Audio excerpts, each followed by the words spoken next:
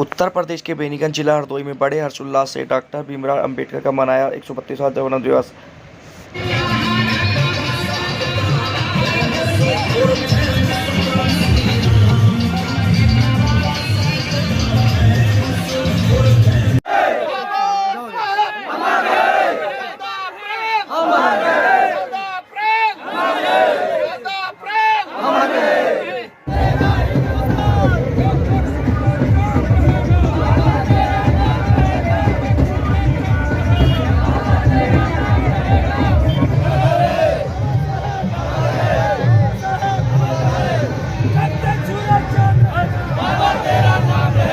Doctor Bhimrao Ambedkar ji की आज 132वीं जयंती यहाँ ग्राम शाहपुर मजरा ममरेजपुर में मनाई जा रही है।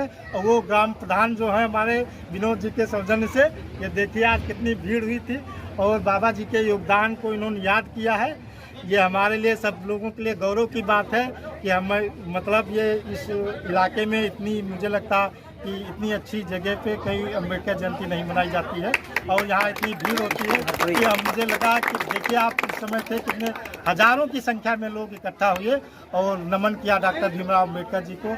और वो हमारे महापुरुष हैं, उनका योगदान को सिर्फ दलितों का योगदान ही नहीं है, उन्होंने समाज के हर वर्ग का योगदान उन्होंने किया है और महिलाओं के लिए खास योगदान उनका रहा है। और विदेश में भी आज जयंती डॉक्टर भीमराव अंबेडकर की सारे विश्व में मनाई जा रही है। न्यायालय द्वारा जो जल्द में अभी आदेश आया हुआ है, डॉक्टर भीमराव अंबेडकर जयंती को सरकारी अवकाश के तहत घोषित किया गया है, आप लोग इसको किस तरीके से देख रहे हैं? तो हमारे केंद्रीय सरकार जो भारत सरकार है उसने बहुत अच्छा कदम उठाया है कि डॉक्टर भीमराव अंबेडकर के जन्मदिवस में राष्ट्रीय अवकाश घोषित किया गया है। इसलिए सरकारी कर्मचारी भी इसमें सम्मिलित हो सके छुट्टी के दिन में, वरना असुविधा होती है। और तो बच्चे भी स्कूल के जो हैं वो भी सम्मिलित हो सकते हैं अवकाश के कारण से। और हम भारत सरकार का और राज्य सरकार का इसके लिए धन्यवाद देते हैं। आज के कार्यक्रम के बारे में बताएं। आज जैसा कि आप सभी लोग जानते हैं कि 14 अप्रैल 1891 को डॉक्टर भीमराव अंबेडकर जी का जन्म मध्य प्रदेश के महू छावनी में हुआ था। तो ये सभी लोगों को नहीं पता होगा, लेकिन जो जानकारी है 14 अप्रैल तो सभी लोग जानते हैं। लेकिन जो अंबेडकर जी का जो बचपन जो बीता और जो उन्होंने संघर्ष किया, कैसे कैसे उनको सामाजिक कुरीतियों से लड़ना पड़ा। जैसे वो स्कूल के समय में जो उस समय था कि अछूत जात के बच्चे मतलब स्कूल में पहली बात तो पढ़ाई नहीं कर पाते थे और करते थे तो उनको एक स्कूल से दूर जो टीचर जो आम बच्चे बैठते थे उनसे दूर बैठाया जाता था।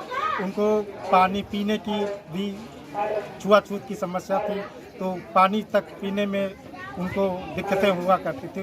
तो उनका जो बचपन बहुत संघर्षशील रहा है, सामाजिक कुरीतियों से उन्होंने बहुत लड़ाई की है।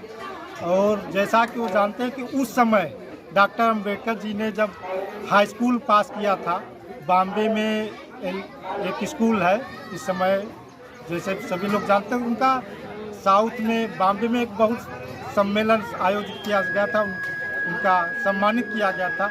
उसके बाद ये चीज़ें जो समाज में जो हाईलाइट हुई, तो बड़ौदा के जो राजा थे उन्होंने उनको एक स्कॉलरशिप देकर उनके एजुकेशन को मतलब भविष्य को देखते हुए उन्होंने विदेश भेजा।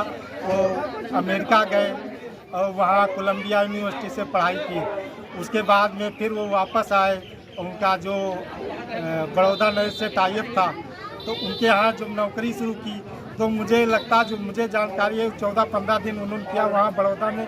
किसी भी जात समाज के उनके यहाँ तक दोस्त भी जो 2 लोग थे, मतलब रहने तक का मकान की कोई देने तैयार नहीं था। और जब एक पारसी सराय में रहे तो उनको जब पता चला कि ये नाम भेष बदल कर रह रहे, तो वहाँ से भी उनको निष्कासित किया गया। तो वो सारी चीज़ें उनके अंदर जो वो थी, वही डॉक्टर भीमराव अंबेडकर बन के आए। जब उन्होंने सामाजिक कुरीतियों से लड़ा और उसको उन्होंने कहा कि हम उसका परिवर्तन करेंगे, तो वो सामाजिक परिवर्तन उन्होंने किया। वही बात है जब अंबेडकर जी ने यहाँ अंग्रेज़ों से लड़ा, फिर जाके वहाँ एक उन्हीं के अनुरोध पे एक वो बना गोलमेज सम्मेलन आया, साइमन कमीशन आया। वहाँ गोलमेज सम्मेलन में अम्बेडकर जी ने अपने जो बात रखी, जो समाज के पिछले दबे कुचले जो अछूत कहलाते थे, उनके लिए सन 1930 में लंदन में गोलमेज सम्मेलन हुआ। उस सम्मेलन में अम्बेडकर जी ने जब यहाँ के रखा कि आप जो शासन कर रहे हैं उसमें हमारे समाज का मतलब क्या रहेगा योगदान, उसमें हमारी सहभागिता क्या रहेगी। तो उन्होंने कम से कम बहुत करीब 4-6 घंटा उसमें अपना पक्ष रखा। तब फिर वो ब्रिटिश लोग समझे, तो उसमें फिर एक उनकी बातों के क्रम में यहाँ एक साइमन कमीशन भेजा गया। उनकी दलितों की जो सामाजिक आर्थिक समस्या है उनको अध्ययन करने के लिए। उसके क्रम में अम्बेडकर के क्रम के योगदान को देखते हुए फिर उस समय गांधी जी ने उनका विरोध किया।